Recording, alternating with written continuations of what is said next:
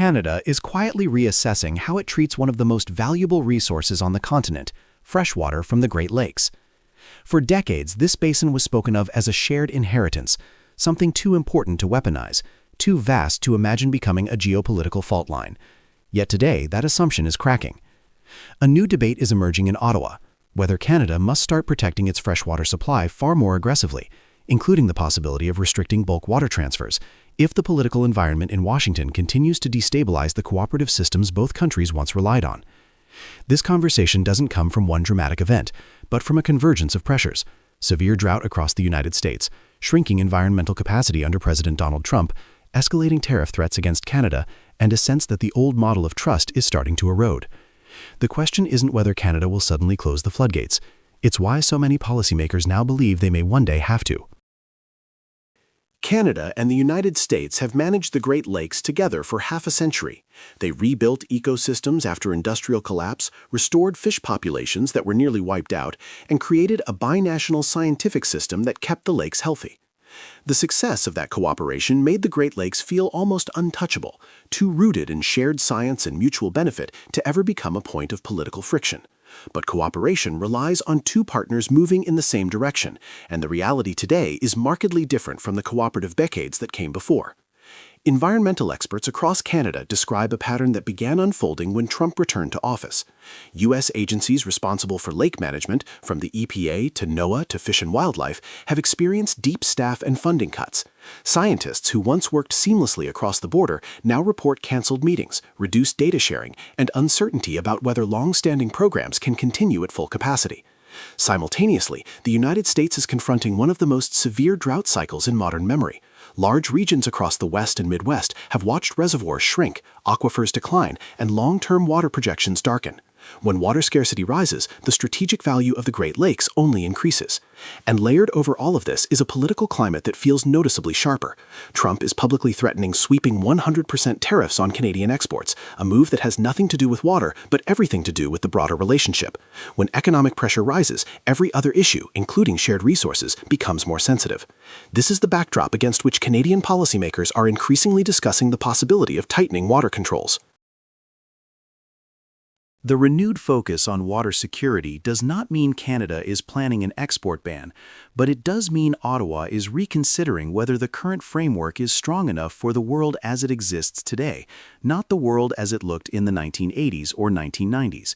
For many years, the assumption was simple: both sides would protect the lakes, both sides would invest in the science, and both sides would maintain enough environmental capacity to keep the system stable. Canada didn't need hard restrictions because trust and shared governance were considered reliable enough. That assumption is now being reevaluated, not discarded, but examined more critically. Climate stress is pushing water into a new category of geopolitical concern. Countries everywhere are reframing water as a national security asset, not just an environmental one. In the U.S., that shift is even more pronounced because climate pressure is converging with internal political choices that weaken environmental oversight. This is the key point. The issue is not whether Trump intends to take Canadian water. Nothing suggests such a scenario. The issue is whether Canada can rely on a U.S. system whose institutions are being reshaped faster than binational agreements can adjust. If the United States cannot fully maintain the cooperative mechanisms that make water sharing safe, then Canada must consider the tools it would need to protect its side of the basin. One of the striking realities of the current moment is how exposed the United States is to Canadian resources, far more than Trump's rhetoric admits. Americans rely heavily on Canadian energy, Canadian critical minerals, Canadian electricity, and yes, Canadian freshwater ecosystems. When Trump threatens 100% tariffs, he frames it as a show of strength, but from Canada's perspective, it exposes the imbalance in the relationship. Tariffs can make lumber more expensive, they can disrupt auto supply chains, they can irritate voters in both countries. But they do nothing to change the physical geography of North America. They do nothing to refill drought-stricken aquifers. They do nothing to replace the binational environmental workforce that once managed the lakes. This is where Canada's strategic reassessment comes into focus. Ottawa isn't reacting to Trump's tariffs with a water policy shift. That would be an oversimplification. Instead, the tariffs illustrate a deeper truth. When Washington acts unilaterally, the collateral damage often lands on Americans themselves, not on Canadians. If the U.S. weakens its environmental oversight, Canadians suffer ecological consequences, but Americans suffer too. If the U.S. politicizes the relationship, Canada adapts, but the U.S. is the one facing chronic drought. If cooperation becomes unreliable, Canada can build new frameworks, but the U.S. cannot invent a new freshwater basin. This is the irony of the moment. The more aggressively Trump tries to pressure Canada, the more visible America's structural dependence becomes, not because Canada controls the water, but because climate reality does. The Great Lakes Partnership is not breaking apart, but it is entering a more sober phase, one where trust cannot be assumed and where long-standing habits of cooperation must be backed by stronger policy guarantees.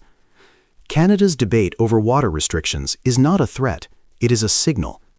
If the political landscape in Washington becomes unpredictable, Ottawa must be prepared to protect its end of the bargain, the environmental stability of one of the most important freshwater systems on Earth. For the United States, the message is equally clear.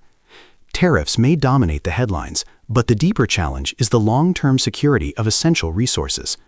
Water cannot be replaced, rerouted, or renegotiated through force of personality. It requires cooperation, capacity, and trust, all of which are under strain. So the real story is not that Canada is cutting water, it's that Canada is now openly preparing for a world in which it might one day have to consider it. And in that world, Washington would discover something it has long underestimated. North America works best when Canada chooses partnership and becomes far more complicated when Canada chooses protection. Well, the reports are that U.S. Ambassador Pete Hoekstra berated using profane language Ontario's representative in Washington. Calls are growing for Ottawa to issue a formal diplomatic rebuke against U.S. Ambassador Pete Hoekstra after an extraordinary scene at a black tie gala in downtown Ottawa. What began as a routine event celebrating Canada-U.S. business ties ended with stunned guests, awkward silence, and headlines across two countries. Witnesses say Hoekstra angrily confronted Ontario's trade representative, David Patterson, using language so harsh that even his own wife later apologized to the Canadian official. It was supposed to be a night of goodwill between partners. Instead, it turned into a reminder that tone can break trust faster than policy ever could. The incident has now become more than a diplomatic embarrassment. It is a test of how Canada defines respect in its most important relationship and whether Washington still knows how to treat a friend. The confrontation unfolded Monday evening at the National Gallery of Canada during an event organized by the Canada-US Business Council. According to multiple reports carried by AP News and Politico Canada, Hoekstra berated David Patterson, accusing him of undermining the Trump administration through Ontario's recent ad campaign. The campaign had quoted Ronald Reagan's 1987 speech praising free trade, a message that now rings uncomfortably against Washington's new protectionist tone. Witnesses say the ambassador's outburst was public and profane.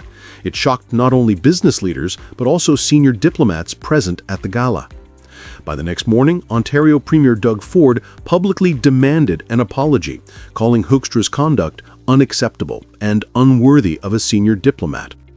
At Carleton University, foreign policy scholar Fen Hampson published a column in Policy magazine urging Canada's Foreign Ministry, Global Affairs, to summon the U.S. ambassador for what diplomats call a démarche, a formal expression of disapproval.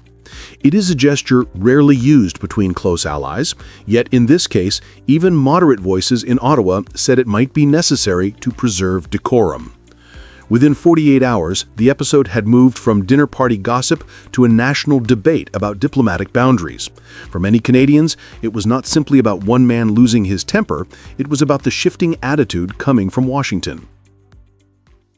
And, as many have noted, he was behaving like a proconsul in some distant colonial outpost, not the ambassador of the most powerful country in the world in a friendly, neighborly setting.